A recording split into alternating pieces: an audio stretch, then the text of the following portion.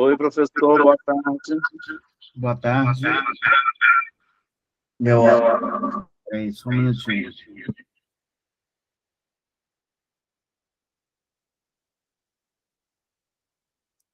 Tudo bem? Fala um pouquinho, professor, comigo, porque estava dando eco antes. Eu acho que está dando eco. Estou tentando tirar aqui o eco agora. Ficou melhor? Fala um pouquinho mais. Então, aula de hoje, eu estou tentando aqui só fazer o ajuste. Agora eu acho que tirei o áudio, peraí. Agora desativei e pronto. Agora eu acho que está. Está com eco ainda? Não, agora ficou bom. Tá, perfeito. Peraí. Alto-falante, telefone. Professor, deixa Igual o som, ótimo. eu só colocar no grupo dos alunos para eles poderem entrar. Perfeito.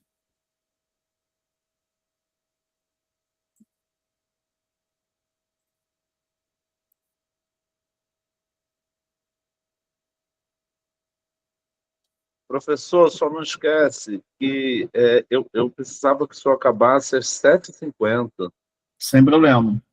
porque vai começar a outra turma do mestrado. Aí depois, com calma, a gente conversa sobre essa outra turma que o senhor deve entrar no segundo módulo. Tá perfeito, Márcio, sem problema. Só um minutinho, deixa eu...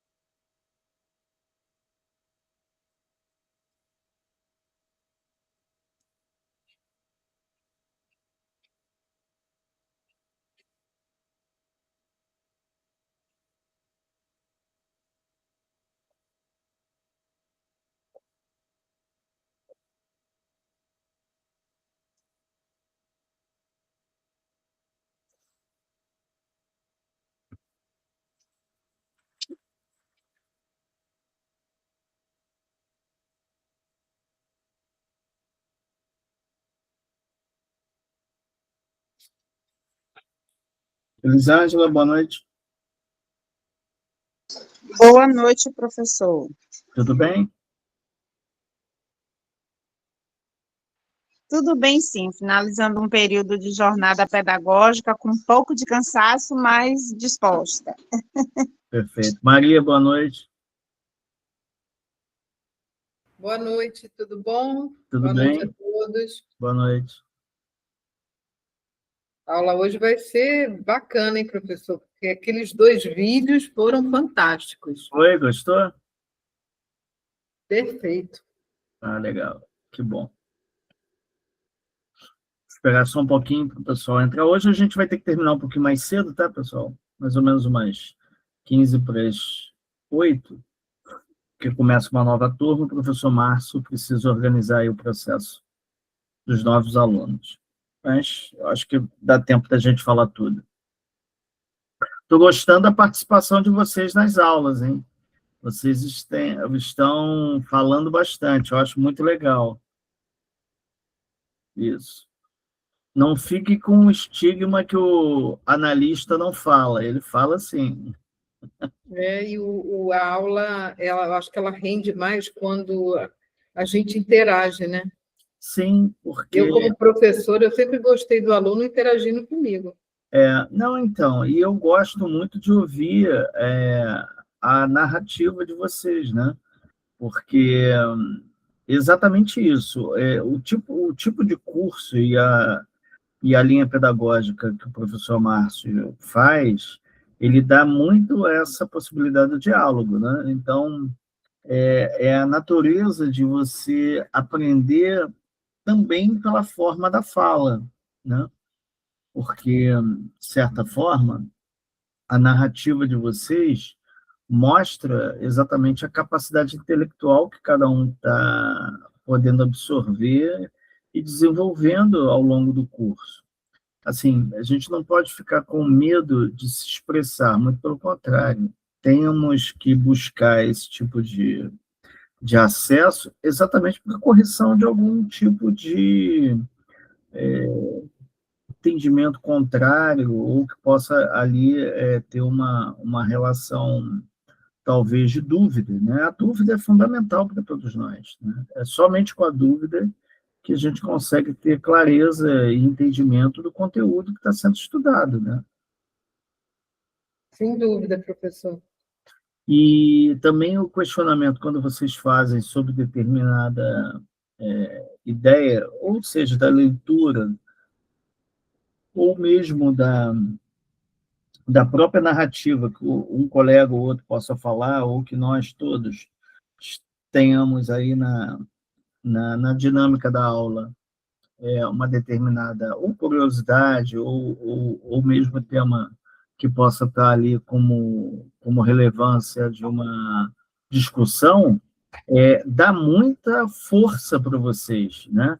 Para que vocês tenham a autonomia de realmente ou defender ou refutar uma determinada ideia, né? Isso eu acho que é muito saudável, né? Muito salutar.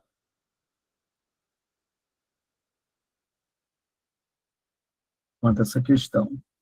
Professor, eu ia falar uma coisa, que aqui, quando a gente olha, a gente está vendo uma miniatura, tanto do que está escrito, quanto de todo mundo junto. Se tivesse como fechar... Então, eu vou fechar ela. Quando começar, eu vou apagar ela assim, tá vendo? Tá. Eu consigo visualizar vocês. Vou fazer simultaneamente a ideia da tela com a ideia do celular, né? Mas assim que começarmos, eu vou minimizar essa aba. Porque às vezes ela esconde o que está escrito, né? Não, sim. Eu vou tirar da frente exatamente por isso. Oi, Ronaldo. E aí, Ronaldo, tudo bem? Microfone. Kátia. Oi, pessoal, boa tarde. Oi, Elizabeth. Alessandra. Oi, gente, boa tarde. Tudo bem? Joia. Bem-vindo, professor Marcelo. Obrigado, querida. Bem-vinda também. Obrigada. Vamos começar? Está todo mundo aí? Bora. Está melhor, professor? Oi? Está melhor? Estou melhor. Agora, a próxima semana, não sei se antes, durante ou após o carnaval, eu faço o procedimento, né? Mas na expectativa, né? Mas eu estou melhor. Já consegui emagrecer 6 quilos, estou fazendo a minha dietinha e água, muita água.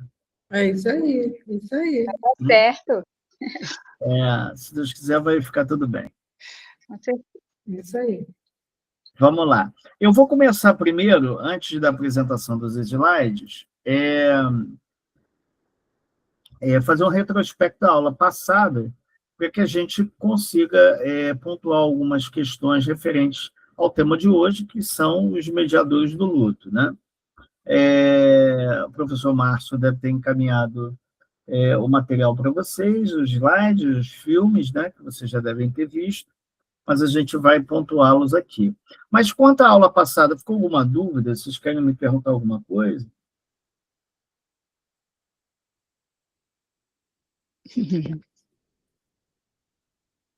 O que vocês acham? Como é que foi lá na aula passada?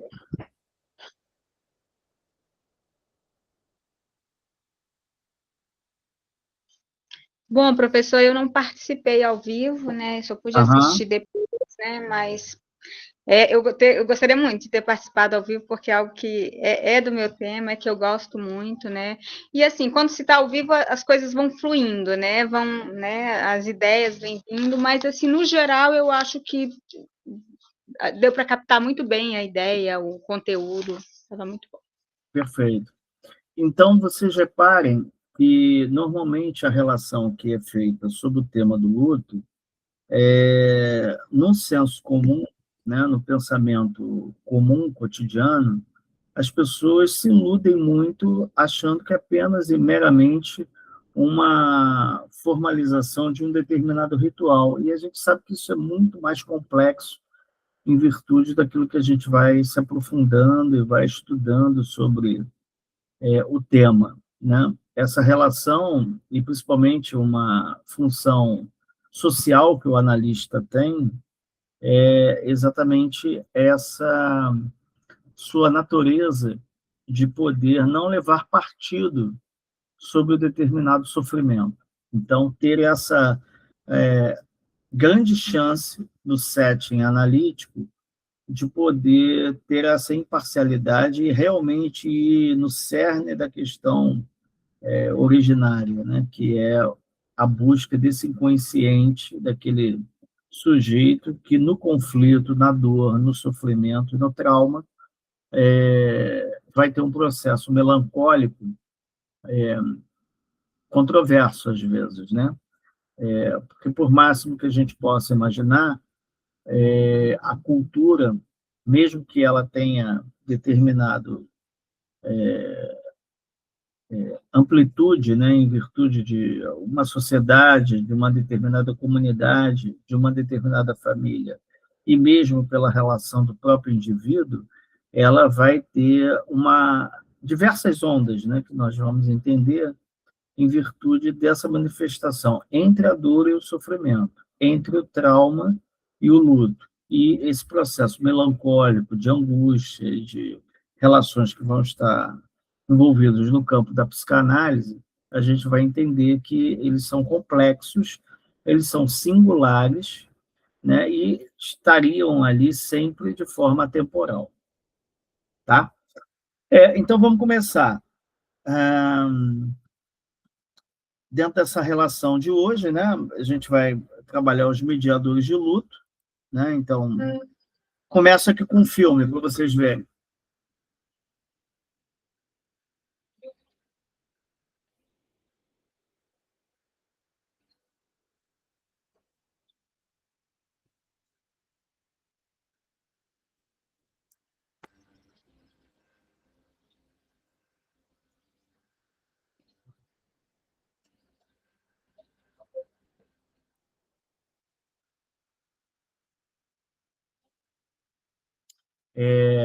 Eu vou pontuar um pouquinho a história, vocês já viram um filme, mas é importante, né? Essa é a história de Ivan o Terrível, que era o czar russo, né? E que ele, numa discussão familiar, ele acaba se envolvendo numa luta corporal com o filho e profere uma pancada muito forte na sua cabeça, que veio a levá-lo a óbito, né?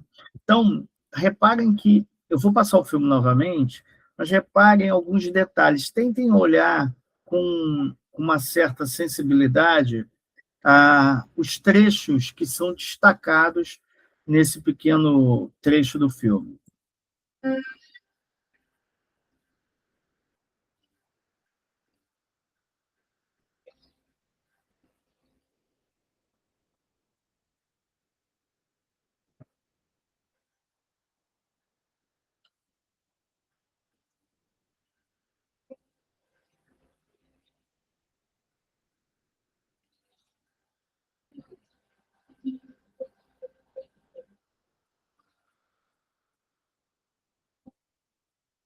Então, reparem que vou sequenciar as cenas, né? O Kizar segura o filho, está prestes a morrer, né? Ele puxa ele até o seu peito, né? E o agarra com as suas mãos. E essas mãos tremem em virtude de tentar estancar o sangue que está jorrando ali naquele tapete, naquela sala, né? Logo, uma sensação que é um recorte desse pequeno curta, mostra que no chão, o bastão que foi proferido o golpe, ele tem um destaque ali em relação aos objetos que cercam esse luto, né? Os móveis estão derrubados de forma simbólica, tentando mostrar ali uma cena de uma luta corporal que aconteceu, e em determinado momento paira um total silêncio. Esse silêncio ele vem motivado a uma compreensão desse pai do ato que ele fez, né? E aí ele, em desespero, ele busca esse filho, o agarra, né? Tentando buscar um perdão que ele jamais receberá. Ele beija o seu rosto de forma a ter um remorso, e esse remorso está demasiado em virtude dessa obsessão que ele tem em relação ao poder, que ele vem cometer um ato impensado, né, improvável. E no final dessa cena, ele vê que o trono que ele era o próprio rei, que ele tanto defendeu, o defende trazendo ele à solidão, né? Querem comentar antes da gente iniciar? O que vocês acharam? Comentem comigo. Vamos lá. Vamos lá, professor. Sem Vamos dúvida, falar. é bem forte, né? Eu particularmente não conhecia essa parte da história do Ivan, o terrível. E leva a gente a muitos questionamentos, né? Até onde vai a questão do poder, né? Da busca pelo poder, onde tira o indivíduo de si, né? Dessa consciência, né? E fazê-lo agredir o próprio filho. Quando o senhor fala no remorso, eu posso colocar o remorso como sinônimo de arrependimento? Sim. Sim. Então, e a gente vê, assim, a expressão no olhar, pelo menos na tela, né, desse sinal de arrependimento, né, do pensar o que é que eu fiz, né, por que eu fiz. Então, nós, enquanto seres humanos, muitas vezes nós somos levados a situações que a gente não age com a razão, né? Somos movidos pela emoção do momento, pela coisa, né, que explode no momento, e a gente não controla, e quando isso acontece, as consequências de tudo o que venha, né? Mas aí também a questão do remorso é muito interessante, né? Porque apesar de tudo que houve, no final, essa consciência de que, meu Deus, o que eu fiz, né? Mas existem situações onde o ser humano ele é acometido das loucuras e não se arrepende, né? É muito chocante pela questão de ser um pai e um filho. Ainda hoje, para a gente, algo muito difícil de digerir, né? Aliás, em qualquer situação, né? A morte de alguém, né, sendo causada é uma coisa muito triste, mas quando parte assim, um filho para um pai como para um filho, é algo assim muito muito complicado. A gente tem um caso aí muito famoso que até hoje a gente discute, que é da família Hitchcock, com certeza também pela questão aí do envolvimento da filha, né? A filha com os pais. E ao contrário dessa cena, estou eu aqui julgando, né? Porque você nunca sabe de fato o que está dentro do coração de cada um, depois de tudo, né? Ela, do ponto de vista do direito, ela pagou a pena dela, né? Mas do ponto de vista moral, né? A gente nunca sabe como é a cabeça dessa menina, enfim. Não estou aqui de forma nenhuma passando a mão na cabeça dela, mesmo porque eu acho que em várias situações a gente não consegue perceber um remorso, um arrependimento, né? Entendi. Então, só uma pontuação no início da tua fala, que é quando a relação de poder acontece, ela vai acontecer em grande âmbito, ao sentido do desejo, e aí a gente está no campo do inconsciente, mas as ações, elas normalmente estão no campo da consciência, né? Então, existe uma razão envolvida ali de uma certa proteção por ter aquele poder em mãos, né? E no caso histórico aí do Ivan, o terrível, ele tinha esse adjetivo terrível porque ele era cruel, né? Um ritual até meio macabro em relação às guerras. Porque isso era, lógico, no tempo histórico, uma tradição em determinados exércitos, em determinadas batalhas, porque quando você causa medo ao inimigo, de certa maneira, existe recuo desse inimigo frente à possibilidade ali de êxito de uma guerra ou de algum tipo de envolvimento. Mas ele ficou historicamente conhecido por isso, por requintes de crueldade, né, e de relações muito complexas nesse sentido, né? Mas o que você fala, eu concordo, realmente. Essa consequência em virtude do atingimento de determinado desejo, e aí, lógico, as pessoas não têm a dimensão daquilo que fazem por tentarem buscar a todo instante essa concentração de poder, elas vão gerando dentro de si determinados processos recalcados, né? Porque quando não atingem o objetivo fim, que é essa estabilidade de poder, elas oprimem, né? A opressão faz desse indivíduo um ser que ele vai buscar instrumentos para sempre legitimar toda aquela verdade que ele deposita. Isso vai estar dentro, sempre assim, em esbarro da razão, através da consciência daquele que promove, mas como principal elemento que está por detrás dessa relação, o desejo inconsciente daquilo que quer ser atingido, né? Então, o que você fala, eu concordo nesse aspecto. Quer dizer, quando a gente olha, às vezes, um caso, né, jornalístico, né, como o da Suzanne Richthofen, a gente não entende quais são aqueles mecanismos ali naquele recorte, né, jornalístico, né? Mas quando você vai, né, e logicamente ali, com certeza, tinham psicanalistas que analisaram esse caso e rebateram sobre uma determinada pauta de discussão, quais foram os fins e os meios ali envolvidos, que levaram a essa condição, não é simplesmente dinheiro que está envolvido, né? É muito mais do que isso, né?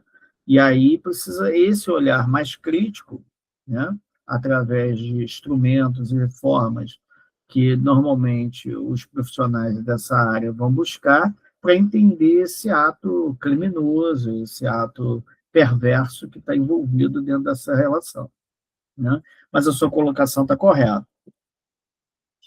Alguém mais quer fazer algum comentário?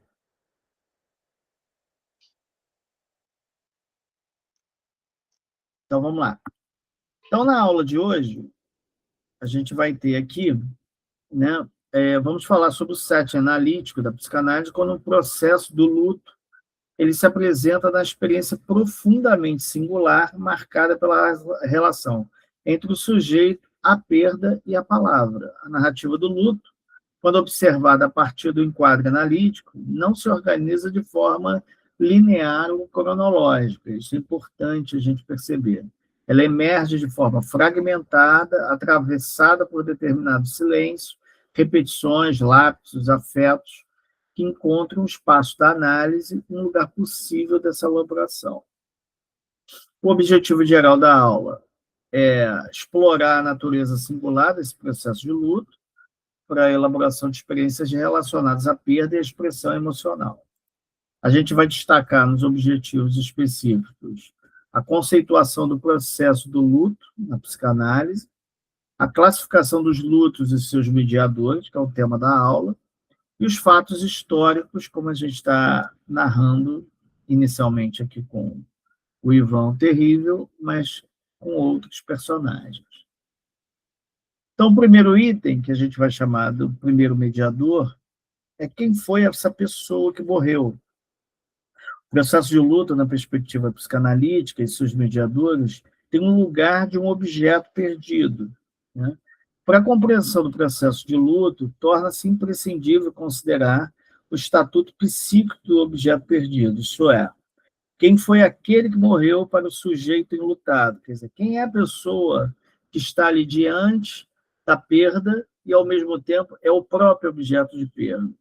Nessa perspectiva analítica, a resposta à perda não se define pelo evento da morte em si, mas pelo lugar que esse objeto ocupava na economia libidinal e no campo das identificações do sujeito. Quer dizer, existe ali uma pulsão, que é uma pulsão de morte destrutiva, que acomete em relação ao enlutado o fato de ter a perda daquele objeto, quer dizer, a perda e o controle daquela relação que está expressada através do ego e necessariamente sublimada a partir do desejo, porque é o desejo que provoca a relação do inconsciente. E, automaticamente, quando há ali o fato finalístico, que é o elemento da cessão daquele objeto, existe ali a grande discussão que vai ser o primeiro mediador.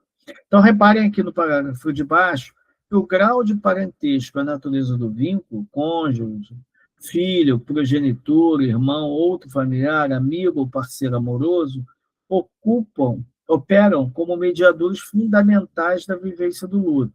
A perda de um avô, por exemplo, por causas naturais, tende a convocar um trabalho de luto distinto daquele desencadeado, por exemplo, pela morte súbita de um irmão em circunstâncias traumáticas. Quer dizer, um avô que já tem uma certa idade, ao falecer, existe um luto estimado.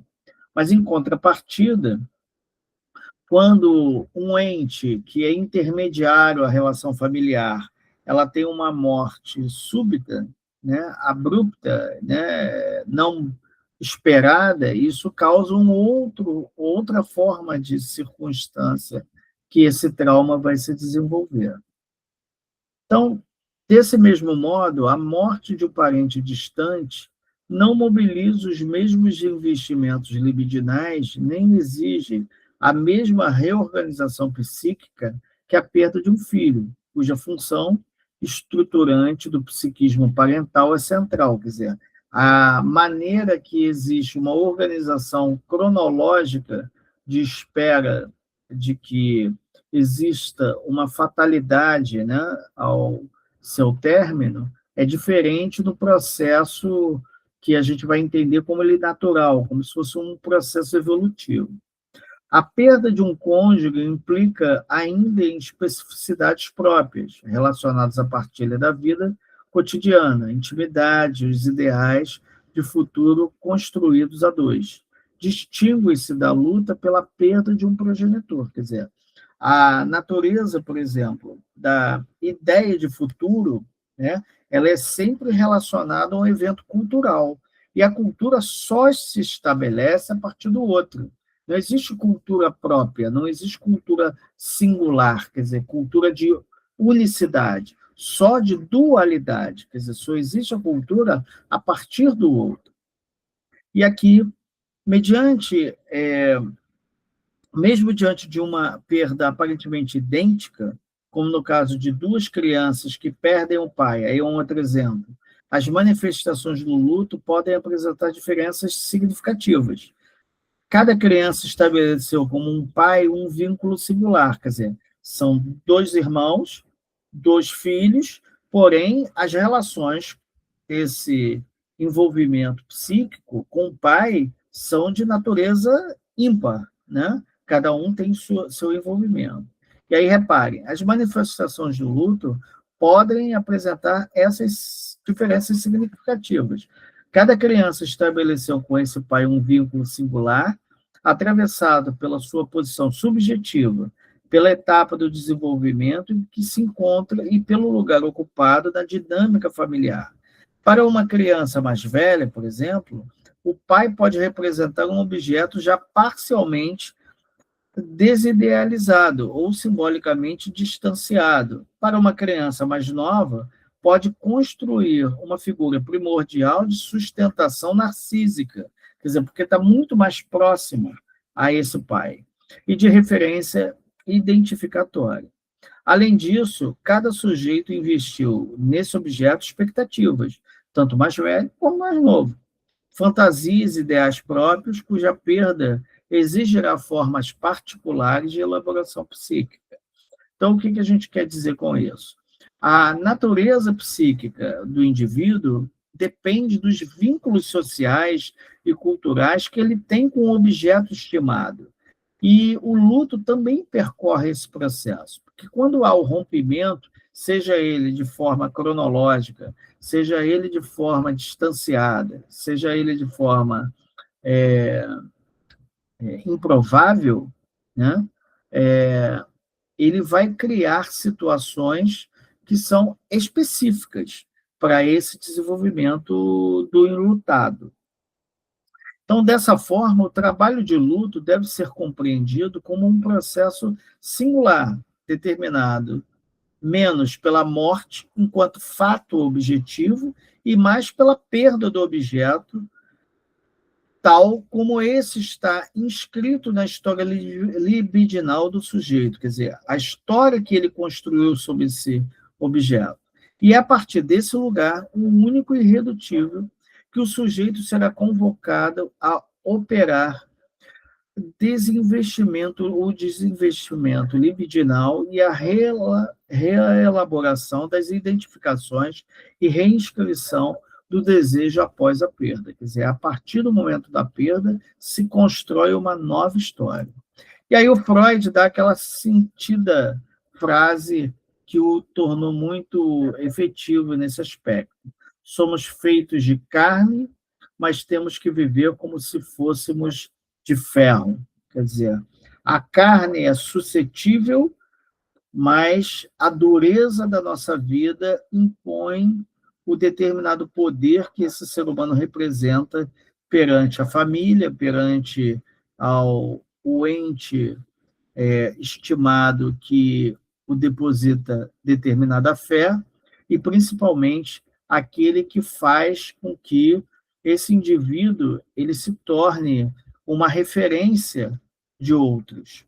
Então, quando existe essa sucessão de uma perda natural, é um luto que é estimado, imaginado e observado ao longo de um processo. Mas quando esse luto ele é improvável, ele é impactante e ele é traumático, essa forma de luto percorre um outro caminho em virtude dessa apresentação que a nossa razão vai nos dar como elemento egóico. Por quê? Porque somos nós seres autônomos no sentido de proteger esse inconsciente, mas o inconsciente ele vai buscar algum tipo de subsídio, algum tipo de elemento para que ele se manifeste. E aí, nem sempre o consciente ele é tão eficaz de natureza poupá-lo. Vamos lá. Comentem comigo agora o que a gente falou até isso. O que vocês acham? Quem fala? Alessandra. Pode falar, querido. A questão do luto em si, como o senhor bem frisou aí e abordou, ela, para a gente tentar entender, realmente precisa ser visto de vários ângulos, né?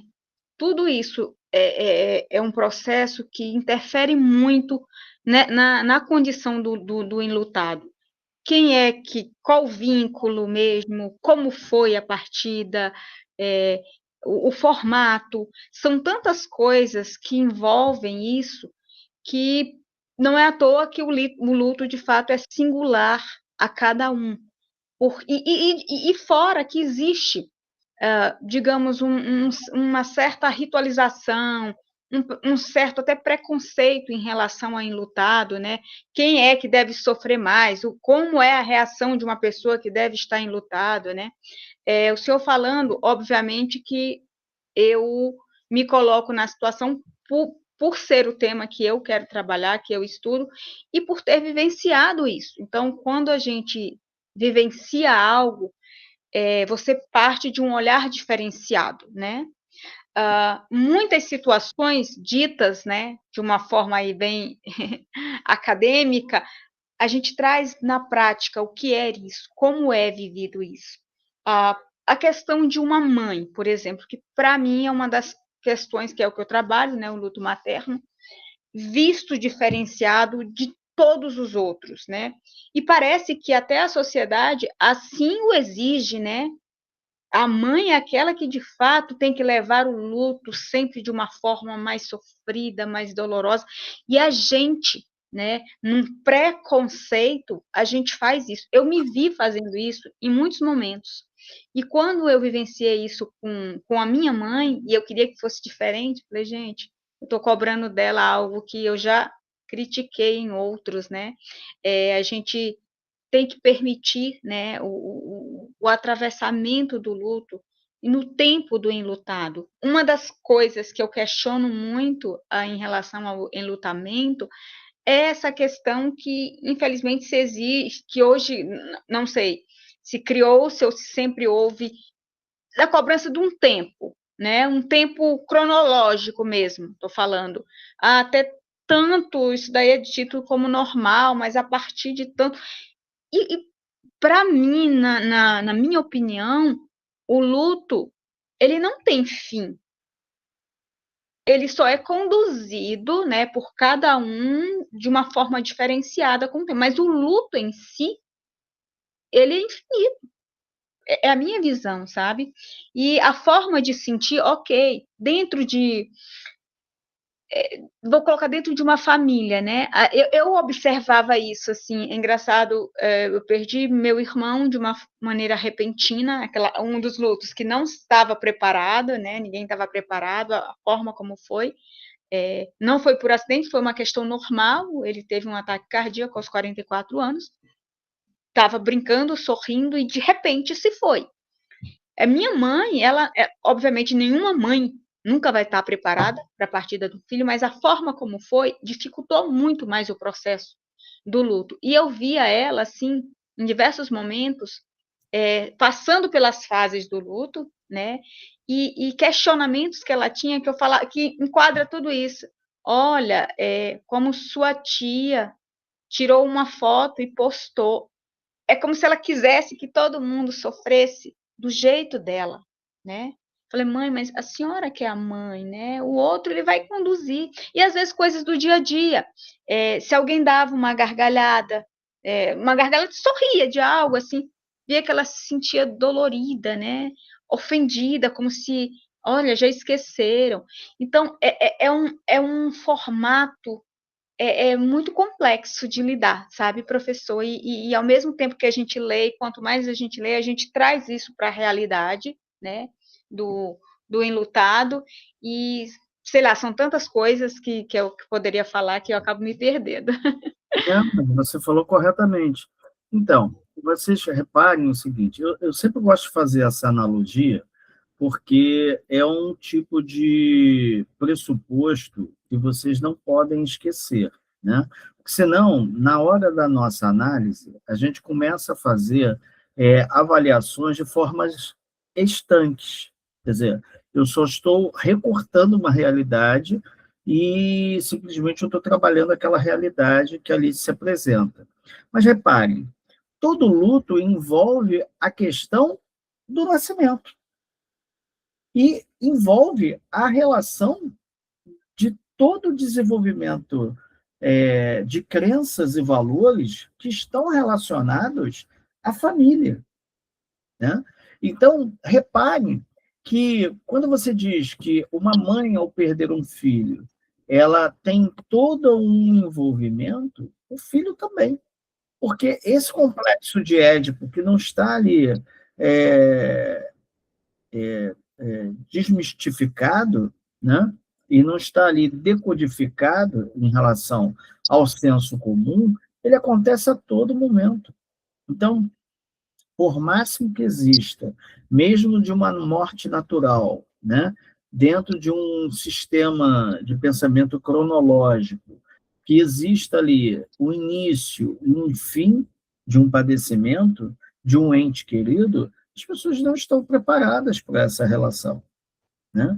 E aí, necessariamente, o que o Freud tenta nos mostrar nessa razão é que nós que somos passíveis, né, de todo esse transbordar de emoções, de afetos, de sentimentos, né, somos atravessados por isso e que nós, de alguma maneira, criamos um pressuposto de proteção.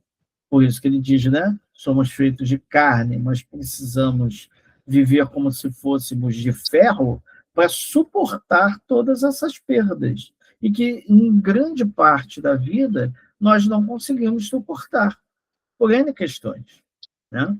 E aí a cultura ela vai impactar isso. Porque existem questões de fé, existem questões de imagens de um estereótipo que nós culturalmente aprendemos, né, que são baseados em fatos religiosos, que estão ali com premissas de permissão e de negação, como a ideia, por exemplo, que tanto um pai como uma mãe são objetos sagrados para uma família, né? Mas a gente sabe que somos todos nós pessoas.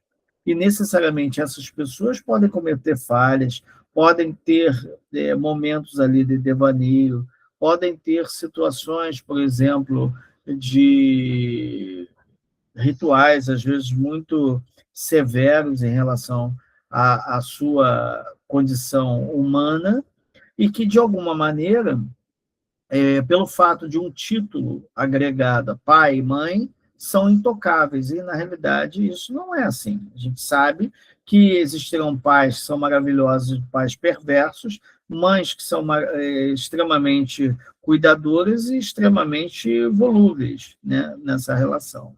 Mas esse tema que a gente está primeiro colocando como o primeiro mediador é a ideia de você entender quem é essa pessoa que está ali no processo como objeto de luto.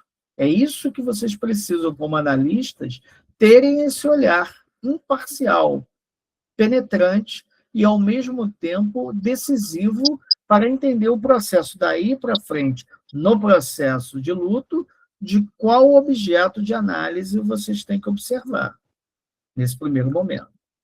Beleza? Perfeito. Vamos lá, segunda parte. No início do processo, é comum que o discurso gire em torno da presença do ausente, quer dizer, o objeto perdido insiste na fala, nos sonhos, nas fantasias, como se ainda estivesse ali. Freud descreve que esse momento como aquele que a libido permanece ligada ao objeto, recusando-se a abandoná-lo, quer dizer, não se desprende do objeto falido, né, do objeto que não está mais. Então, no setting, essa recusa manifesta-se através da repetição narrativa. O sujeito reconta a história da perda, procurando, talvez, um ponto onde o acontecimento pudesse ter sido diferente, quer dizer, tenta criar uma história sobre essa narrativa. O analista, ao sustentar uma escuta flutuante, não apressa o luto nem oferece consolação, quer dizer, esse é um papel imparcial que o analista tem que ter. Ele não pode chegar lá e dizer que está ali acolhendo aquela condição, porque o inconsciente precisa ser manifestado. E naquele momento, quando às vezes o analisado, ele está ali no setting e ele está tentando narrar a perda como foi significativa, aquele momento que ele narra é o momento do consciente, não é o momento do inconsciente. A escuta livre, né, e a associação livre, ela vai se desencadear baseado nesses fatos concretos do consciente, para em algum momento ali acontecer, seja pelo ato falho, seja pela interpretação do sonho, seja por o processo libidinal, né? E aí é que a natureza disso vai acontecer. Então, lá, a sua função é permitir que o sujeito fale, inclusive daquilo que parece intolerável. A raiva dirigida ao objeto perdido, a culpa pelos desejos ambivalentes, o alívio inconsciente que pode acompanhar a perda. Esses afetos, muitas vezes censurados fora da análise, encontram no set analítico um espaço onde podem ser simbolizados sem julgamento, porque ali é o único, talvez, local possível, cultural, para que ele se expresse de maneira independente e, principalmente, de uma maneira única. Então, no segundo mediador, a gente vai reparar lá o seguinte: qual é a natureza desse vínculo? As tarefas do luto não são mediadas apenas por quem foi a pessoa que morreu, mas também pela natureza do vínculo existente entre os sobreviventes com aquela pessoa. Então, a gente vai classificá-los em algumas grandezas. Então, ali, primeiro, a intensidade do vínculo afetivo. Do modo geral, a profundidade do luto está diretamente relacionada à intensidade do laço amoroso estabelecido com a pessoa falecida. Quer dizer, existe ali um vínculo em relação a uma tradição. A intensidade vai mudar conforme o nível do amor envolvido daquele indivíduo com o outro. Quanto maior for o investimento afetivo no relacionamento, maior tem de ser a magnitude da dor psíquica provocada pela perda, como vocês comentaram. A perda de um filho por uma mãe tem um grau de complexidade muito maior do que a perda, por exemplo, de um vizinho ou de um parente distante, né? Então, assim, a reação do luto costuma apresentar-se de forma mais intensa quando o amor e a ligação emocional eram particularmente fortes. No outro grau, a gente entende essa segurança proporcionalizada pelo vínculo. Qual é o grau que ele se estabelece? A relevância da pessoa que morreu para o sentimento do bem-estar do sobrevivente constitui um fator decisivo na vivência do luto. Quando o falecido desempenhava um papel central na manutenção da autoestima, da segurança emocional e do sentimento de um valor pessoal do sujeito, a perda tende a ser vivida de maneira mais desorganizadora. Em muitos casos, essas necessidades de segurança e de reconhecimento estavam depositadas no cônjuge. Após a sua morte, tais necessidades permanecem, mas a fonte que a sustenta a fonte que a sustentar deixa de existir. Aqui eu estou dando o exemplo do cônjuge, mas vamos entender o processo originário. Quando você, filho ou filha, perde o seu pai e sua mãe, parece que você está sozinho no mundo. E pela primeira vez você tem um rompimento desse processo egóico. Você entende que agora como será? Então, é um desafio para muitas pessoas, que ela vai entender esse grau dessa forma dessa segurança. No exemplo aqui do texto que eu digo, o fato de você ter a perda do cônjuge, você imagina já uma outra trajetória, uma trajetória de conquista juntos, de construção de um lar juntos, de toda uma prole que foi criada, né?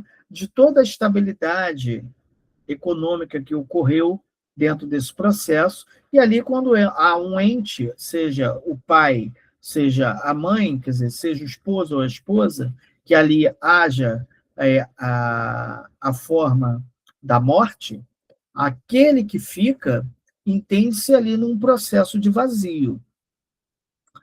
No outro item, no item 3, a gente vai entender o que a gente vai chamar de ambivalência na relação. Todo vínculo íntimo comporta, inevitavelmente, algum grau de ambivalência afetiva, ainda que predominem sentimentos do amor e apego, coexistam afetos negativos, como raiva e frustração. Quando eu tenho o objeto amado, nem sempre ele me atende ao desejo que eu estimo, porque eu crio uma imagem, né? Eu crio um ideal daquilo que eu estimo de alcançar. E, normalmente, aquele indivíduo, ele é o que é. E, na realidade, eu faço um processo que a gente vai chamar em psicanálise de sublimação, porque nem sempre o meu desejo é atendido. E, automaticamente, eu tenho que substituí-lo para que essas emoções aconteçam de forma satisfatória. Então, olha lá, em relações relativamente equilibradas, os sentimentos positivos costumam sobrepor-se aos negativos. Contudo, nos vínculos marcados pela elevada ambivalência, a morte pode se desencadear intensos sentimentos de culpa, frequentemente acompanhados de questionamentos do tipo: fiz o suficiente por ele ou por ela? Além da raiva dirigida ao objeto perdido pela vivência do abandono. Lembrem da aula passada que eu comentei para vocês. É muito comum que essa ambivalência ela tenha essa relação, tanto de mérito como de culpa. Mérito, pelo fato de entender o papel social que eu cumpri, ou que aquele objeto enlutado cumpriu, e, ao mesmo tempo, a culpa daquilo que eu fiz, ou daquilo que eu realizei. Então, às vezes, essa dor, essa perda, ela é insuportável. E, automaticamente, eu tenho que buscar um elemento libidinal que faça com que esse sentimento aconteça e possa se manifestar a ponto de que eu aceite esse momento de perda. E aí, uma das formas mais comuns que todo quase ser humano, ele como seu pensamento primário oferece, é o sentido de culpa. A partir do momento que eu entendo que eu me vejo culpado por não ter atendido aquela determinada demanda, eu simplesmente aceito esse momento, que é o momento do meu sofrimento. Mas isso não tem absolutamente nada a ver com o objeto estimado do desejo do luto, mas é a resposta psíquica que eu vou tentar assegurar no sentido de me manifestar positivamente a esse sentimento em vista de outros sentimentos de sofrimentos negativos que eu estou vivenciando. Aceitando a culpa, eu aceito quem sou. Já no próximo item, a gente vê uma trajetória que é o conflito dessa história em relação com a pessoa falecida. Olha lá. Os conflitos relevantes para o processo de luto não se restringem ao período imediatamente anterior à morte, mas abrangem toda a história relacional entre o sujeito e o falecido. Isso é particularmente significativo em situações que envolvem experiências de abuso físico ou sexual, ou de cunho sexual. Relações marcadas por conflitos tendem a deixar questões pendentes, que não puderam ser elaboradas antes da morte, sobretudo quando esta ocorre de forma súbita. Nesses casos, o luto pode ser atravessado por culpa intensa e um sofrimento acrescido, decorrente tanto do último episódio conflituoso quanto de longa trajetória relacional não resolvida. Então, a história do sujeito que está construída através de relações de perdas e ganhos vai constituir qual espectro você, lá no final, lá no momento, em relação à perda do objeto, que é o processo da sua melancolia, fará com que o sujeito reaja sobre esse processo, porque ele analisa a sua forma histórica e se posiciona em qual sentimento ou qual tipo de afeto ele escolherá para essa relação que se encerrou. Embaixo, no item 5, a gente entende como isso se procede através dos vínculos de dependência. Relações caracterizadas por elevados níveis de dependência podem dificultar a adaptação à perda. Quando o sobrevivente dependia da pessoa falecida para a organização da vida cotidiana, como gerir finanças, conduzir e preparar as refeições ou tomar decisões práticas, os ajustes extremos exigidos após a morte tendem a ser mais complexos. Em comparação, indivíduos menos dependentes do falecido costumam apresentar maior facilidade na reorganização das rotinas diárias, ainda que o sofrimento emocional permaneça. Imagina aquele filho que tardiamente saiu de casa e que, de alguma maneira, ele tinha ali todo um ritual em relação a que fosse e acolhesse aquela mãe ou aquele pai dentro da sua condição como adulto. Se esse filho falece, a dependência que está do vínculo entre esse pai e essa mãe, que ainda permanece em vida, e existe ali um descompasso estrutural do que seria uma condição comum de acontecimento, passa a ser um ato improvável, porque há uma ruptura dessa condição e aquelas pessoas perdem a sua referência, perdem a sua condição. Então, mais uma frase do Freud importante. Como fica forte uma pessoa quando está segura de ser amada? Quer dizer, quando você tem o vínculo do amor, o amor ele pode gerar tudo dentro daquela família, daquele lar, sustentabilidade, né? Aceitação, magnitude em virtude de determinados desejos que, mesmo às vezes repelidos pela consciência, pelo ego e pelo superego, podem estar ali estabelecidos de uma maneira transitória, que podem ir e voltar conforme a natureza daquele indivíduo. E aí, a relação que ele busca por se sentir desejado, se sentir amado, se sentir protegido, é, às vezes, fundamental para que mantenha esse vínculo forte dentro dessa condição.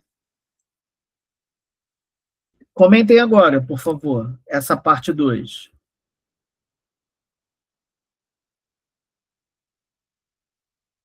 Vamos lá?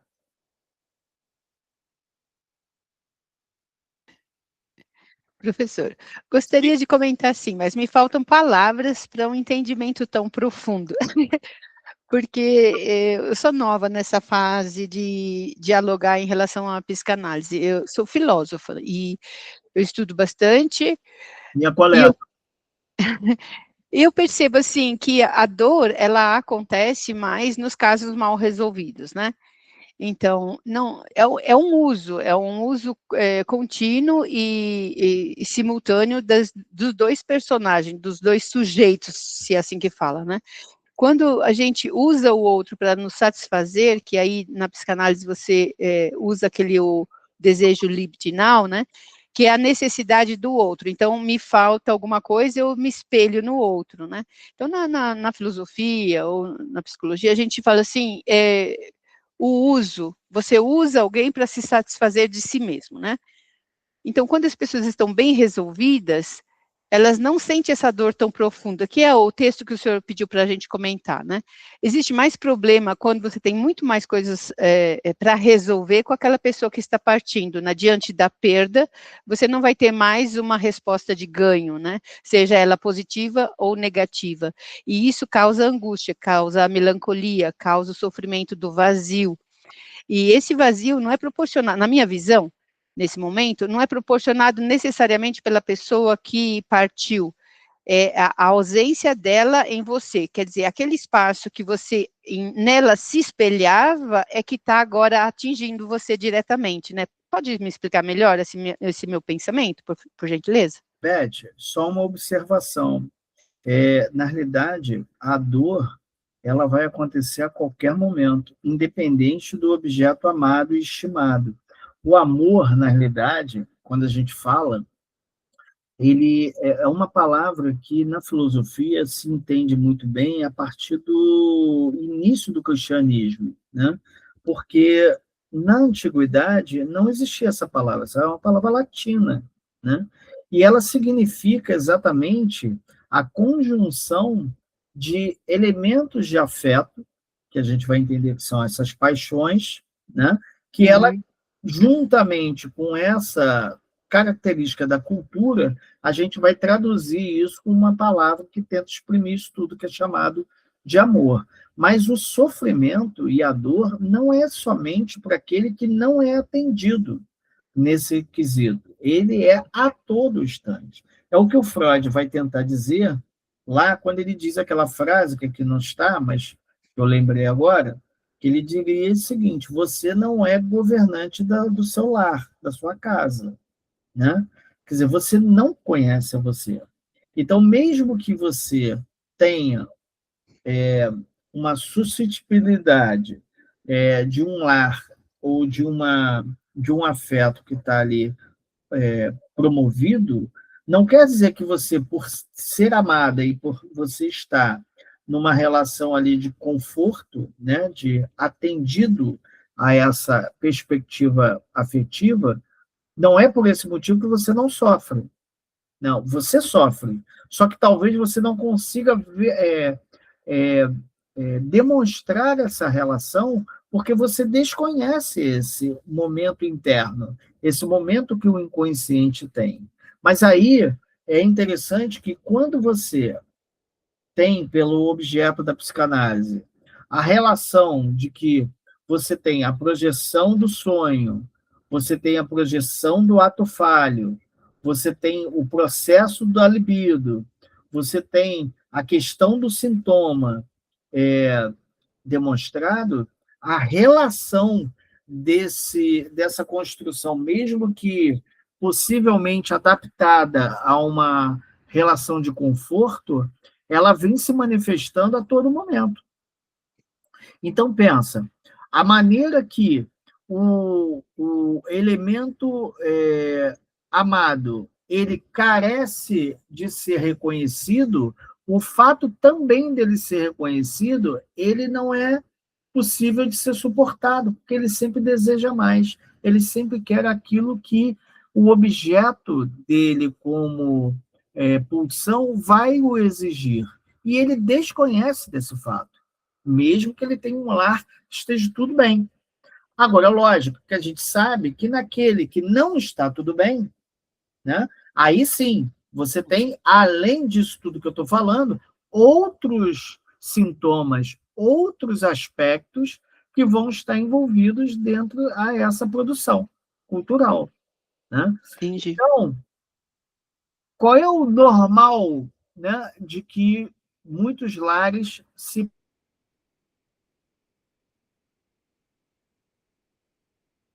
vai sustentar esse desequilíbrio? A fé. A religião, ela dá a todos nós uma possibilidade enorme de entender que falta alguma coisa, né? E esse faltar de alguma coisa, você tem um dilema. Eu gosto da palavra dilema porque a palavra dilema é como se fosse um segmento de reta. Ela parte de um ponto, mas vai ao infinito. Ela não tem definição de sucessão. Quer dizer, você não tem um ponto a outro. Ele nasce num ponto e vai ao infinito. E a escolha do sentido é definida pela nossa cultura, pela nossa vivência, pelas nossas relações. Pensa comigo. No momento que eu tenho algo que me diz assim, olha, você está sofrendo, você não vai suportar, mas espera mais um pouco, que algo melhor virá, isso é extremamente convidativo, isso é extremamente facilitador, né? É algo que, para algumas pessoas, é a luz do fim do túnel. Uhum. É o próprio renascer na vida de novo. Exato. É o respirar. Exato. Porque se você não deu certo, não se preocupe. Depois você vai poder fazer melhor, né? Uhum. E para essa condição transcendente, né?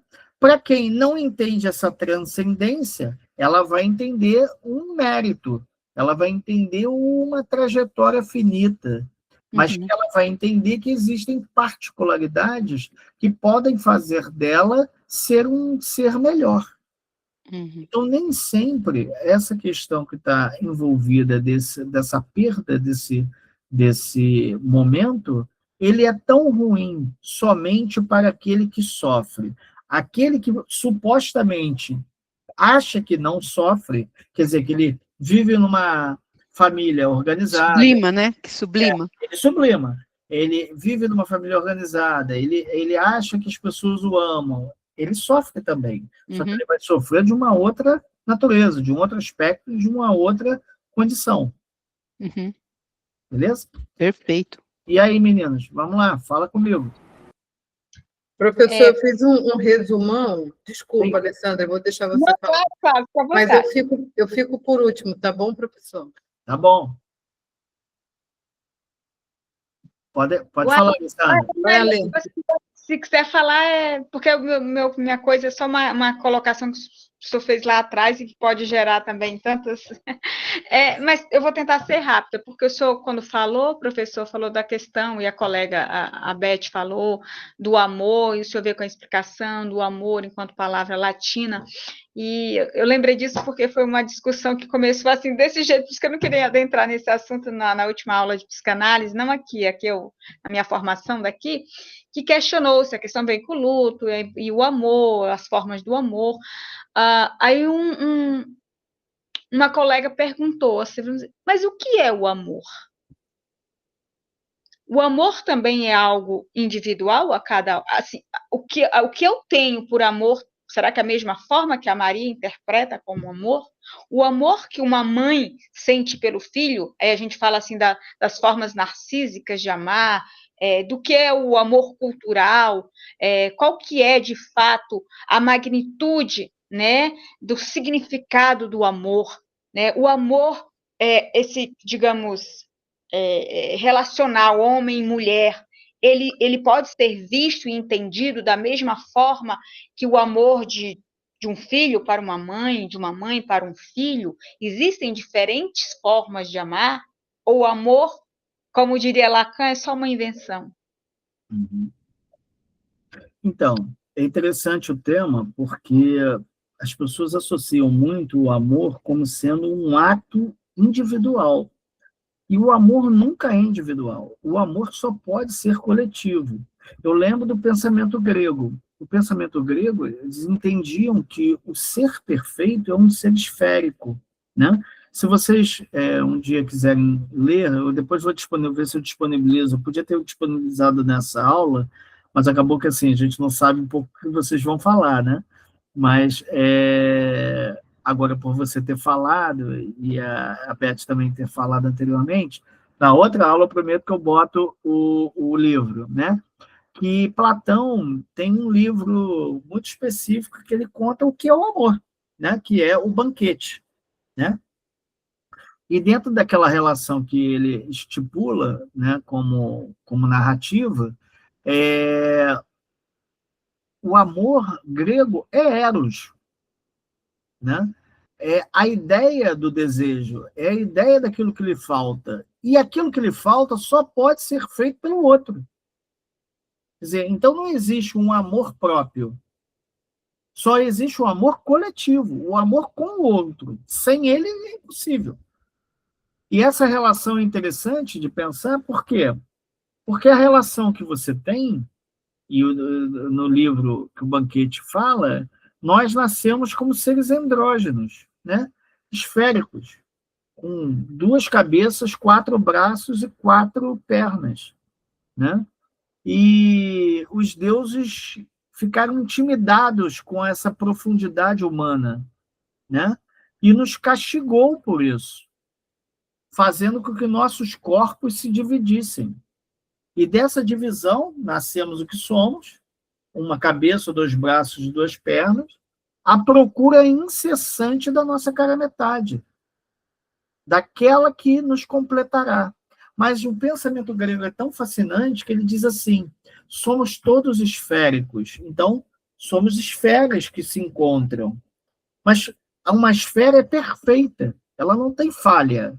Então, o que a gente acredita? Quando a gente encontra o outro, e aí é um depósito de elementos que a gente constitui, a gente tenta fazer com que o outro complete aquilo que nos falta, como se fosse uma argamassa. Imagina uma pedra toda irregular, e aí eu tenho lá o meu parceiro, a minha parceira, que é aquela pessoa que seria possivelmente a minha cara metade, que eu assim tento buscar, e eu, como uma argamassa, completo para que me fique perfeito.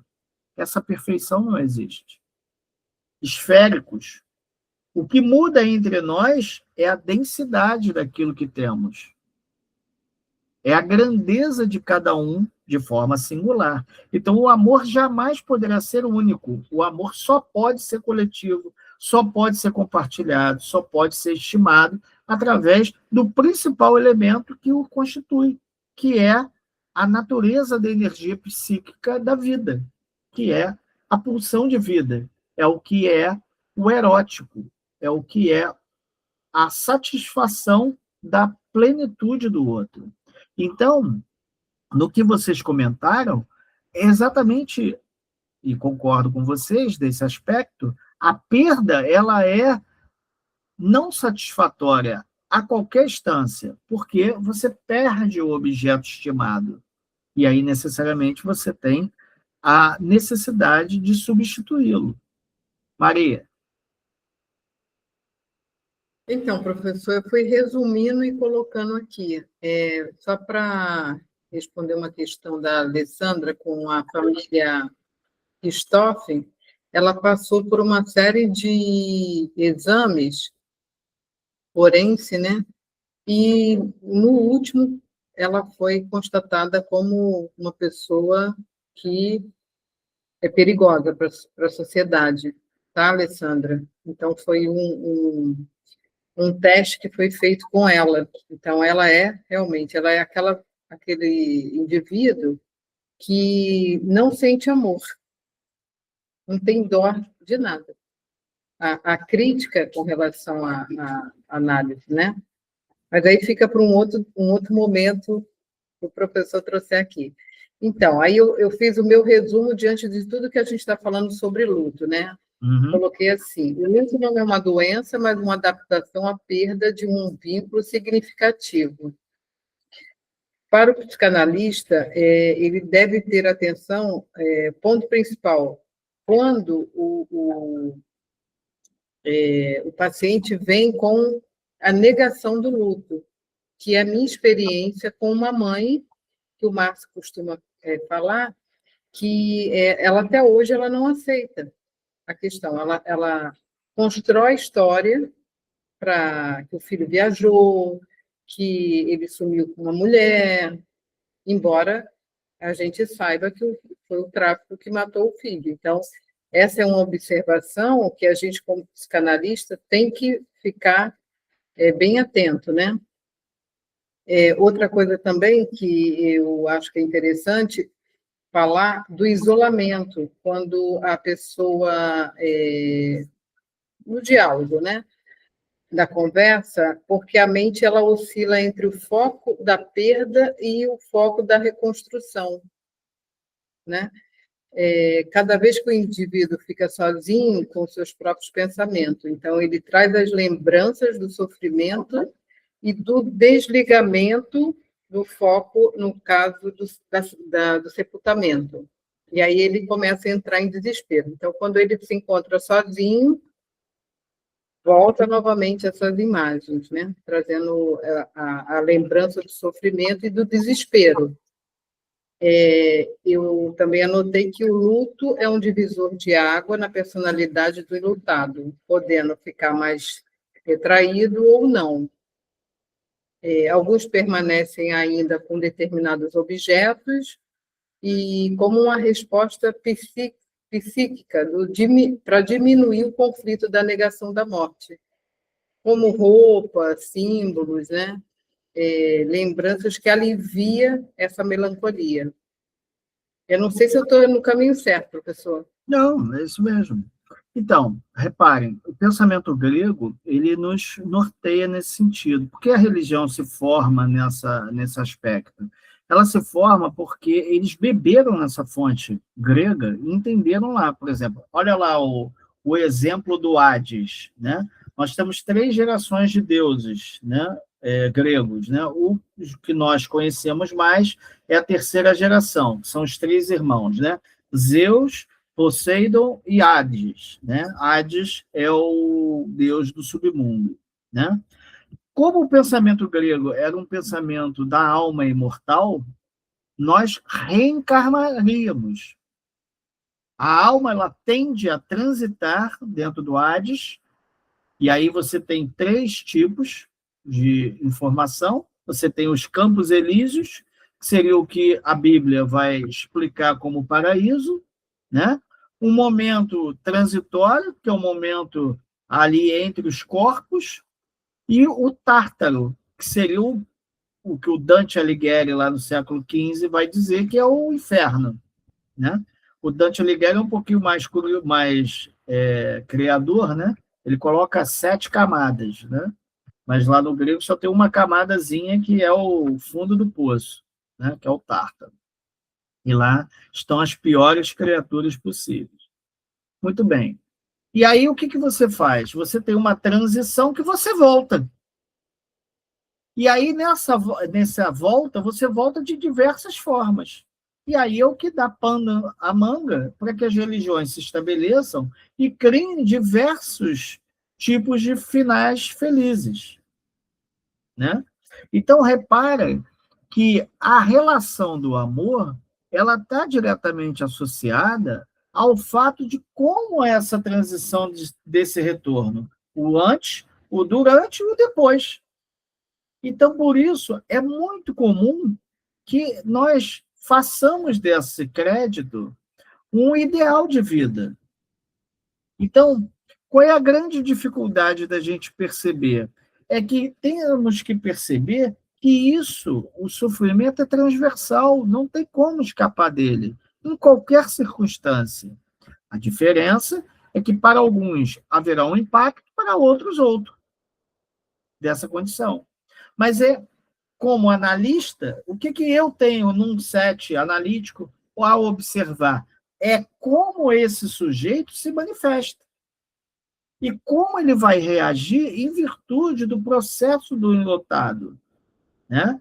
Que é um processo de desistência, ele é um processo de motivação, ele é um processo de recalque, ele é um processo de, como você tinha comentado, da mãe que ela cria hipóteses de fantasias para que ela consiga dar destino de um retorno daquele ente amado e estimado que não volta mais, mas que ele sempre volta no imaginário, né? Para que ela possa sempre ser atendida àquele desejo que é de não ter a perda daquele ente amado, querido, que assim se foi. Então, existem diversas complexidades nisso. Mas aqui agora no texto do Mediador 3, a gente vai observar um pouquinho isso também, Maria. Vamos seguir. Vamos lá. O Mediador 3. Como a pessoa morreu? O modo como a pessoa morreu tem importante impacto de forma como o sobrevivente lida com as várias esferas do luto, né? Tradicionalmente, criador das mortes são catalogadas pela categoria NASH, natural, acidental, suicídio e homicídio. A morte ocidental de uma criança pode ser acidental, que está ocidental, mas está errado. Acidental de uma criança pode ser lamentada diferentemente, se comparada à morte natural de um idoso. Seria considerada como ocorrendo em momento mais apropriado. Quer dizer, a morte de um idoso é esperada. A morte de uma criança é uma fatalidade. A morte por suicídio de um pai pode ter um pesar diferente se comparado à morte esperada de uma mãe jovem, que deixa filhos pequenos.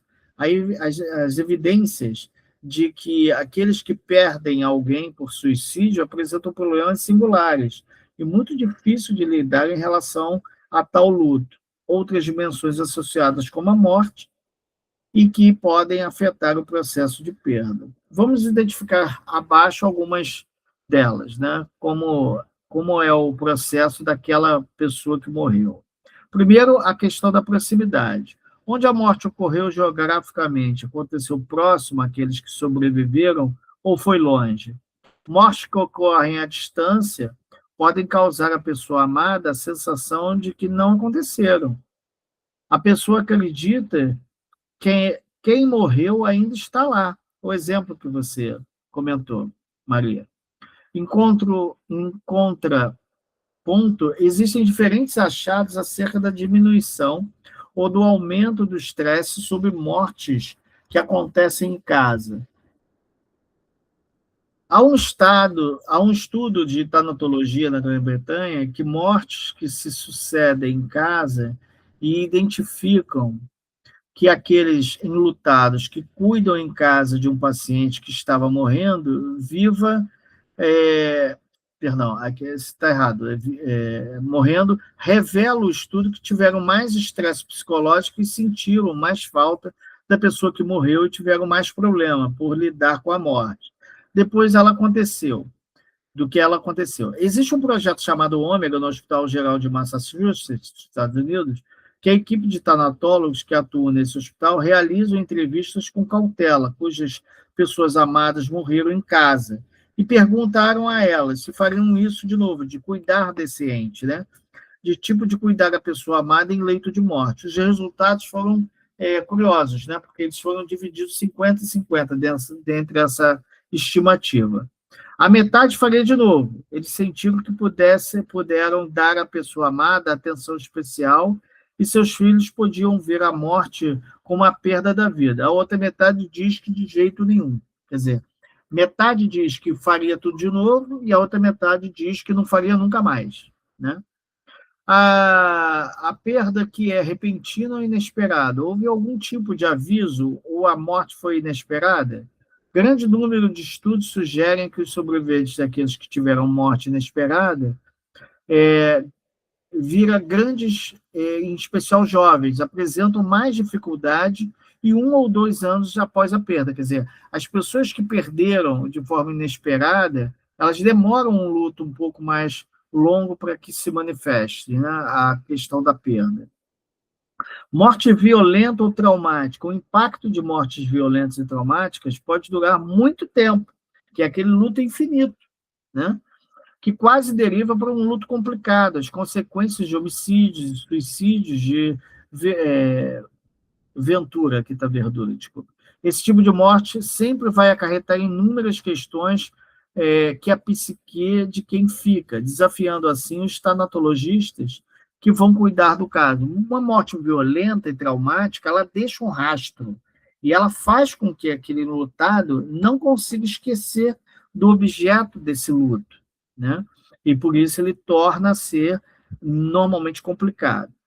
Múltiplas perdas. Algumas pessoas perdem várias pessoas em um único evento trágico, ou um período relativamente curto. Vamos dar um exemplo de um tipo de caso cujo homem presenciou a morte de uma família inteira, quando um guindaste de uma construção caiu sobre o seu carro, matando sua esposa e seus 2 filhos, quer dizer, 3 entes de extrema proximidade, né? Quando esse tipo de morte ocorre, existe uma possibilidade de sobrecarga da perda. E há demasiado peso e dor, e a pessoa não consegue lidar com os sentimentos associados com uma segunda tarefa de luto, que é processar a perda desse luto. Quer dizer, a pessoa não só perdeu um ente querido, como perdeu vários entes próximos ao mesmo tempo. Isso acontece muito aqui conosco, quando existem esses desastres naturais, né?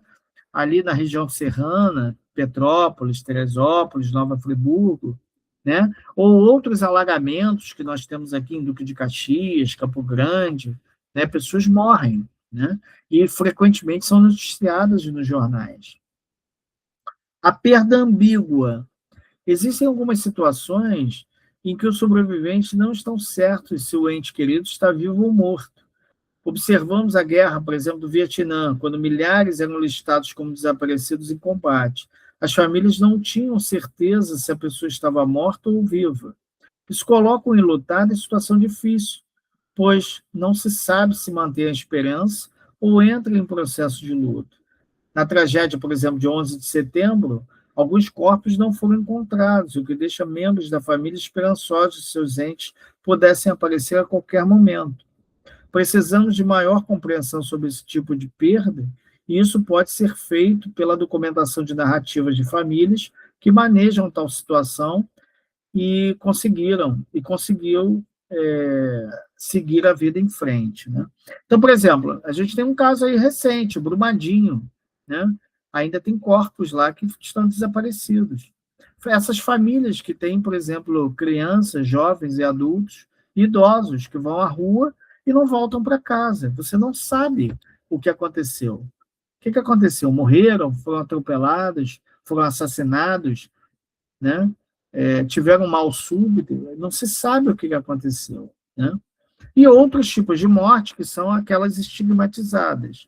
Mortes como suicídio por AIDS, são constantemente vistas como estigmatizadas. As mortes estigmatizadas estão relacionadas com perdas silenciadas e negadas socialmente, quer dizer, as pessoas não falam sobre isso. Dificilmente uma mãe vai dizer, não, meu filho morreu de AIDS, ou meu companheiro morreu de AIDS, ou minha companheira morreu de AIDS. Né? Elas normalmente são caladas, são silenciadas. Então, vamos lá. O Freud comenta de novo. A inteligência é o único meio que possuímos para dominar os nossos instintos. Né? E aí ele diz que somos extremamente eficientes para bloquear o inconsciente. Né? Vamos falar agora do mediador 3. E aí? Falem, meninas e meninos. Cadê o Ronaldo? O Ronaldo está quietinho hoje. Está por aí o Ronaldo? Vamos, meninas, falem aí, por favor. Vai, Maria, vai, Beth, vai, Alessandra.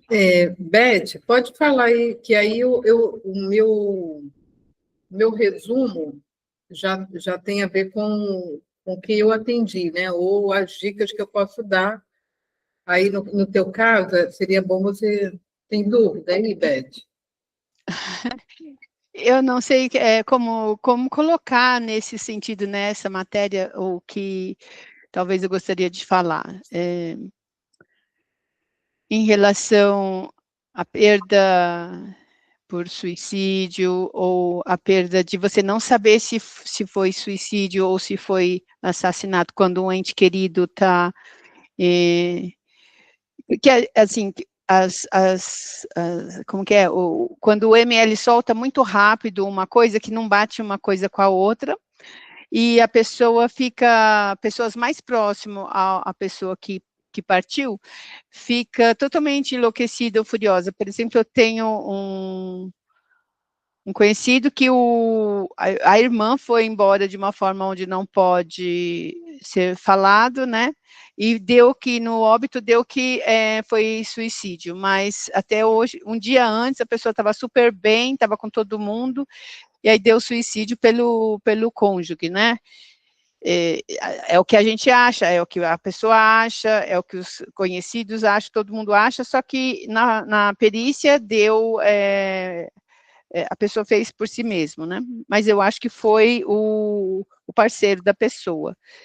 E aí, essa morte é estigmatizada ou o que acontece? Porque, assim, sente uma revolta, né? Os familiares sentem uma revolta de não ter o sentimento de justiça em relação àquela pessoa, porque o suicídio quem se suicida na sociedade é uma pessoa fraca ou problemática, que não aguenta a vida, e existem várias nuances de pensar, mas e se não foi? Como é que fica? Então, fica aquele negócio entre as pessoas mais próximas, né, as pessoas que amam pelo luto, não conseguem engolir um suicídio quando não parece ser um suicídio, parece ser uma coisa armada, né? Eu não sei se isso é estigmatizado, porque a AIDS é estigmatizada, mas o que é estigmatizado? Então, o estigma é sempre o adjetivo que você causa à morte. Então, ele vai te causar uma determinada benevolência, né? No sentido de você associá-lo a alguma coisa. Agora, é interessante você falar sobre a questão do suicídio. Por que o suicídio? As pessoas se suicidavam no passado muito. Hoje, as sociedades que a gente tem no contemporâneo, as sociedades mais felizes, vocês veem que os níveis de suicídio são altíssimos. Por exemplo, o Japão, né? As pessoas lá têm toda uma estrutura, tem toda uma... É um dos países do mundo que mais se comete suicídio. Mas entre jovens também, né, professor? Entre jovens, exatamente.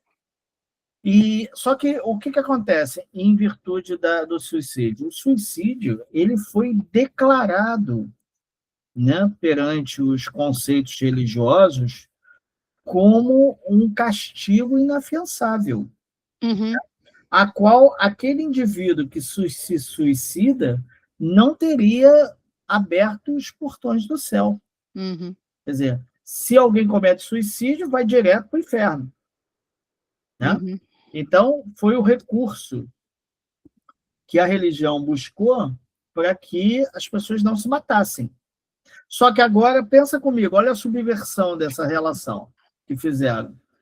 Quando você tem um propósito de luta, você cria um mérito. E desse mérito, você se predispõe a você representar alguém. Uma causa. Olha que loucura. E aí, quando você vai de encontro à morte, que você também está cometendo uma sabotagem a si e também está promovendo seu suicídio, você agora não mais será punido, e sim louvado. Então, os mártires, eles são louvados e, necessariamente, eles se abstêm dessa punição. E eles são contemplados com o reino dos céus. Maravilhoso, a religião. Né? Faz com que todos nós possamos fazer aquilo que a gente quer, desde que façamos a nossa causa coletiva. Né?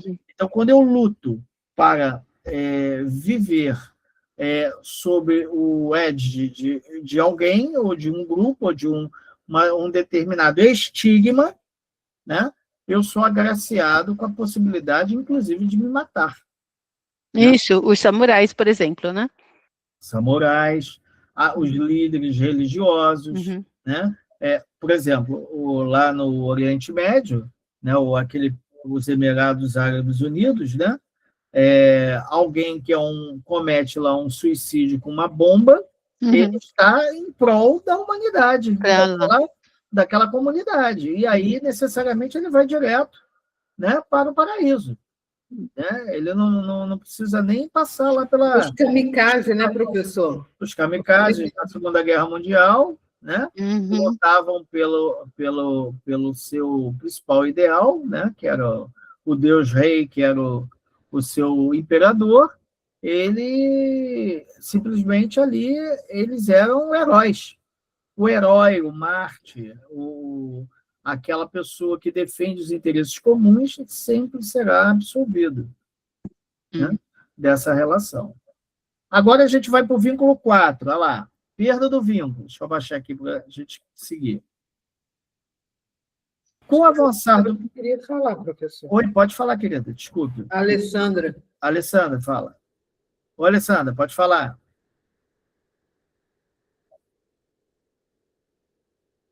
Microfone.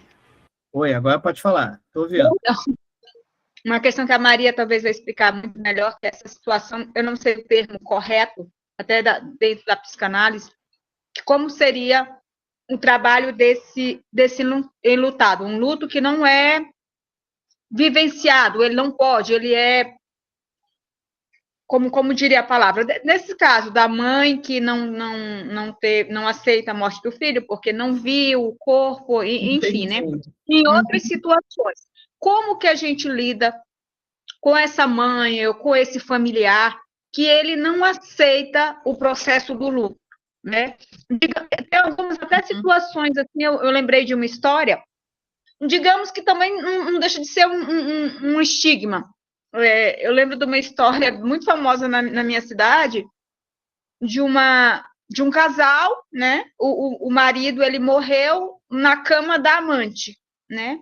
E a viúva ficou com aquilo, a esposa, de não querer nem velar, porque diante da situação, né? E hoje, assim, quando é comentado coisa do tipo, mas como aquela pergunta, né? Como morreu? O que foi? Para ela é vergonhoso falar, né? E eu sempre que eu vejo, ela parece que ela assumiu essa vergonha, ela se sente envergonhada por isso e nem pôde viver o luto. Não sei se é uma questão interna ou julgada pela sociedade, mas eu me pergunto em várias situações onde esse luto não pode ser vivenciado ou não quer ser vivenciado, como que ele pode ser trabalhado num set? Então, esse tipo de luto é um luto estigmatizado, Alessandro, que você comenta, né, que é um luto que não pode ser vivido. Então, ele, na realidade, passa a ter uma conotação infinita, né? Mas reparem, inclusive você deu um bom exemplo, porque eu conheço histórias de que o marido morreu na cama da amante, mas, na realidade, na hora do sepultamento, a mulher queria sepultá-lo, não a amante. Né? É o inverso. Né? Porque ela teria o direito de sepultá-lo, porque ela é a mulher e não a amante. Né? O exemplo que você deu foi que ela não queria se manifestar nesse sentido, de como foi a causa da morte. Mas tudo bem. Mas entenda, a relação do set analítico, vocês têm que buscar o principal objeto, que é o quê? A causa desse enlutamento. Qual é o momento que existe na análise para você desprender esse objeto? Então, a gente vai ter que voltar lá atrás, entender o aspecto cultural, a vivência de mundo, a relação de que estava envolvido todos aqueles entes, para entender e fazer com que essa análise aconteça, para entender a causa disso, desse bloqueio, dessa relação. O manejo, ele é demorado para isso, porque existem momentos ali que são reveladores e são objetos ali de defesa, a todo instante. Quer dizer, não vai querer se voltar lá atrás para entender por que aconteceu e de que forma aconteceu. Né? Então, cabe ao analista ter esse artifício, né? E buscar em diversas sessões exatamente esse retorno, para entender e desprender esse enlutamento. Né? Lógico, tem umas questões que são assim, mais sensíveis, como, por exemplo, a mãe que perde um filho e ela não quer fazer esse desvínculo, né?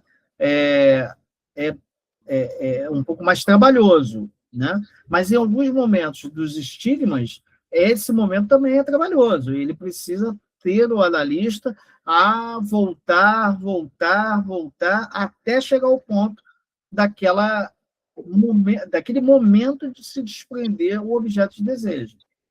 Eu posso falar pela minha experiência, professor, dessa mãe, que ela, a Alessandra, né, quer saber? Ela ia e voltava.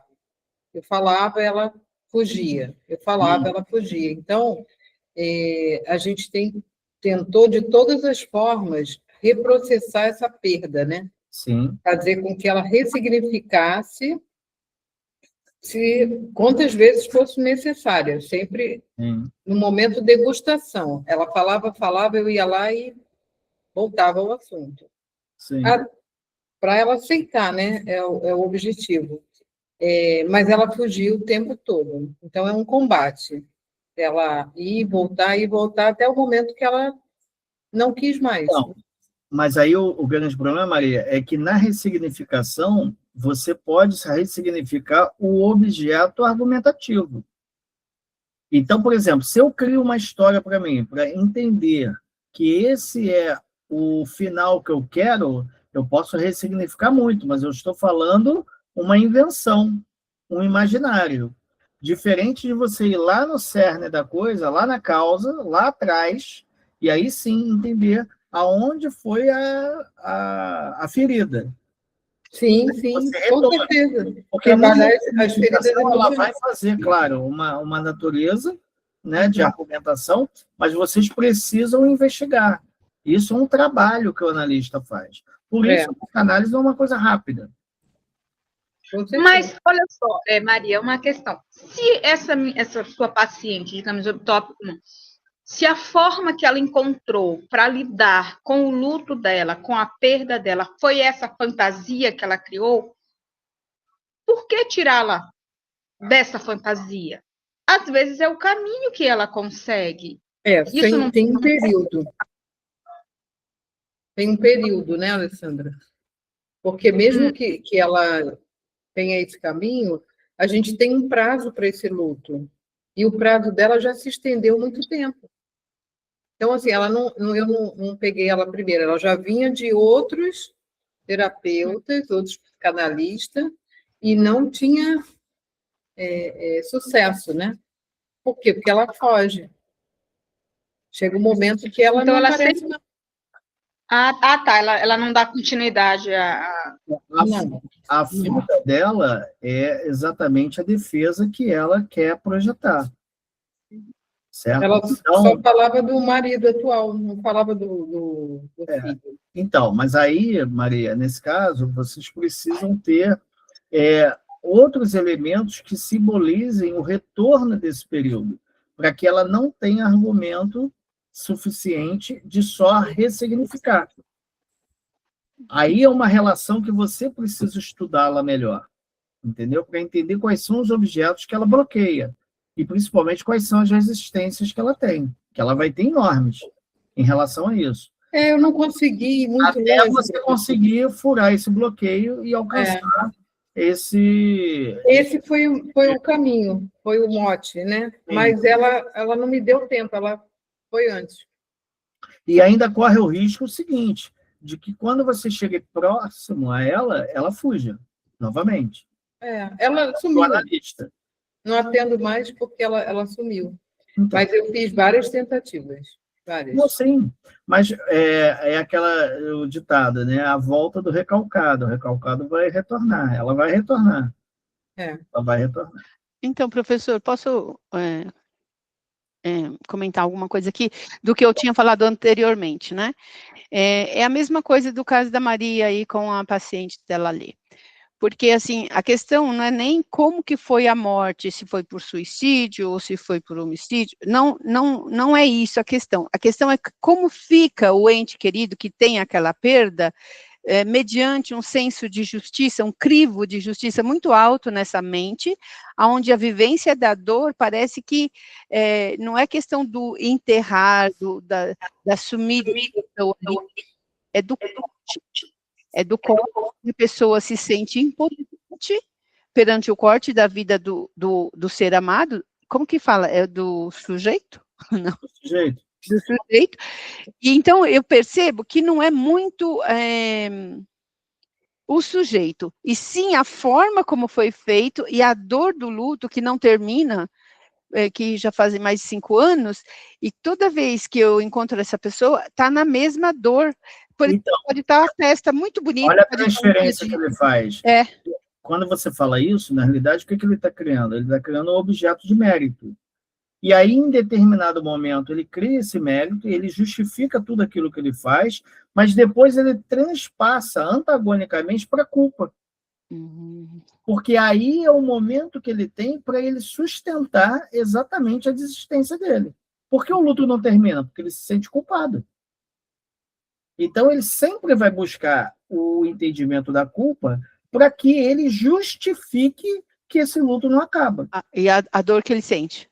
E a dor que ele sente, exatamente. Entendi, porque, assim, daria para trabalhar, independente da dor, daria para trabalhar, mas o que me assusta quando vejo, quando toco isso, é que a dor na cabeça da pessoa é tão recente que você só ouve e fica assim, meu Deus, como que eu posso... Então, mas é recente porque ele tem o gozo sobre essa dor. Entendi. Ele vai sempre... Ela sempre... Pode passar anos, ela sempre vai ser como se fosse presente e atual. E isso acontece porque inconscientemente ele tem uma culpa em relação ao ocorrido. Exato, porque a culpa vai aproximá-lo exatamente dessa ferida. E o essa fato experiência- de não ter conseguido fazer nada, não acionar nenhum poder sobre o acontecido, Esse é um gozo que ele vai ter eterno, que ele vai sempre querer buscar. É uma relação de prazer que ele tem, em se sentir culpado. Uhum. E isso não significa que a dor que ele sente, que a gente observa, é uma dor verdadeira, é uma dor que ele Não se é verdadeira, é uma dor que ele projeta, a Ele fim de projeta. estar nesse local que ele não quer sair nunca. Aí eu posso não saber falar de psicanálise, mas eu nasci para ser psicanalista, porque eu já sentia isso, eu só não sabia que era isso. Por isso que eu indiquei o curso, viu, professor? Maria, muito obrigada. Vamos lá, Obrigada, mas- professor Marcelo. Só uma última pergunta, professor, diante disso tudo. Então, nesse caso, eu poderia dizer que o luto, de certa forma, principalmente esse luto infinito, digamos, que ele não tem fim, nesse processo de alguns exemplos que foram citados, é uma escolha? sim, a todo momento. A todo momento. E aí está nos Não dois campos. Está no campo da consciência, porque ele elabora essa relação, e em grande parte da inconsciência.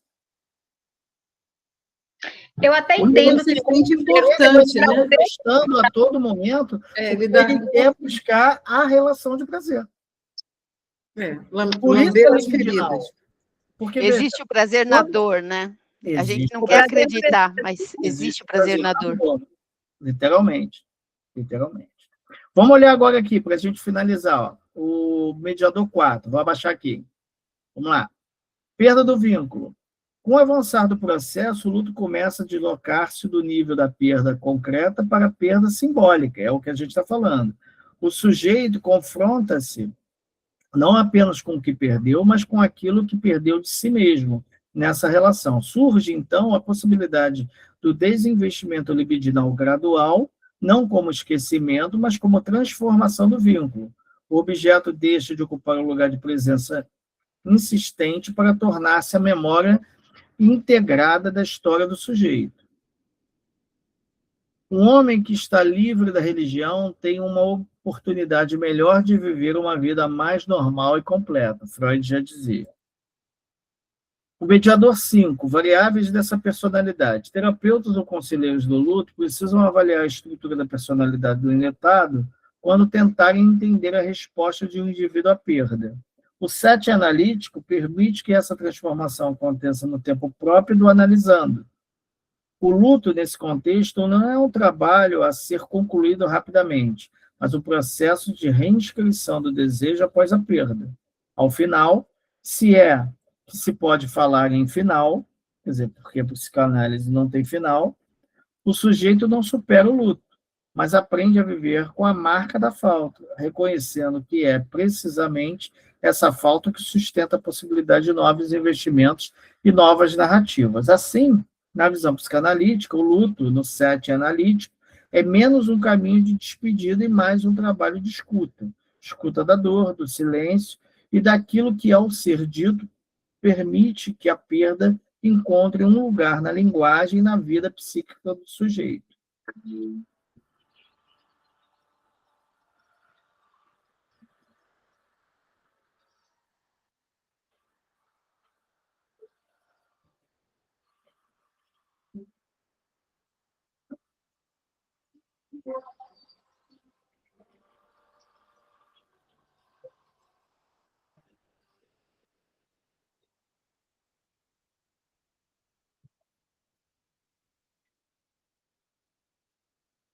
Vamos ver de novo, ele é muito bom esse vídeo.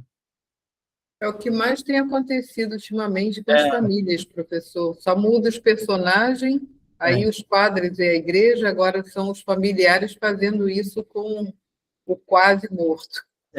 Lembro muito do Maquiavel, não citei aqui o livro, mas também vou botar como referência na próxima aula. Os idosos, né?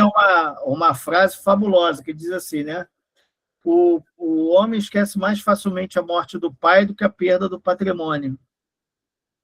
Né? No livro O Príncipe, vou citar aí para vocês. Mas vamos ver de novo o vídeo. Esse vídeo é muito revelador, né? Incrível que essa é uma pintura... Muito atual, professor. Ele é muito atual.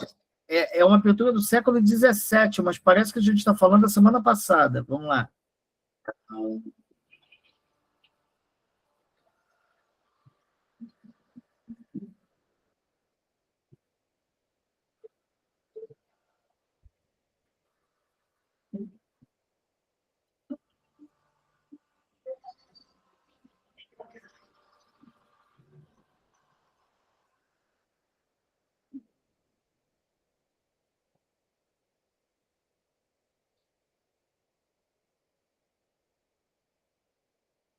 Muito legal, né? Esse vídeo mostra, né, a cena específica, né, que a fé, como é que a fé dá alicerce ao homem, né?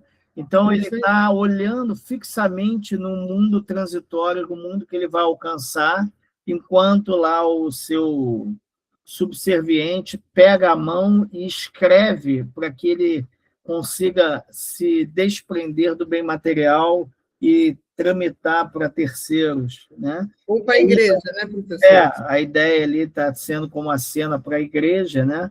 Mas a fé implacável de entender que a vida ali sim, a vida vai continuar e as amarguras do mundo vão se cessar e a dor vai deixar de existir e nunca vai deixar de existir, né? Eu coloquei aqui como dica de leitura, pessoal, de novo aqui Lutos Finitos e Infinitos, do Christian Dunker, né? Que eu apresentei na semana passada. Esse livro aqui, que é muito interessante, porque ele tem o livro do Renato Nogueira, ele dá a trajetória do luto em diversas culturas, a africana, a indígena, né? Então, é bem interessante sobre a visão nórdica, sobre a visão grega. É bem interessante esse livro que vocês leem. Um outro também muito legal sobre a dor e a existência, né, que é a série, né, que é do luto impedido ao luto coletivo, né? Muito interessante esse livro, vale a pena ler também, muito legal. Eu coloquei 3 artigos aqui para vocês sobre a abordagem do luto nos aspectos exploratórios sobre a assistência de terapeutas ocupacionais, porque o terapeuta ocupacional trabalha essa resiliência, né?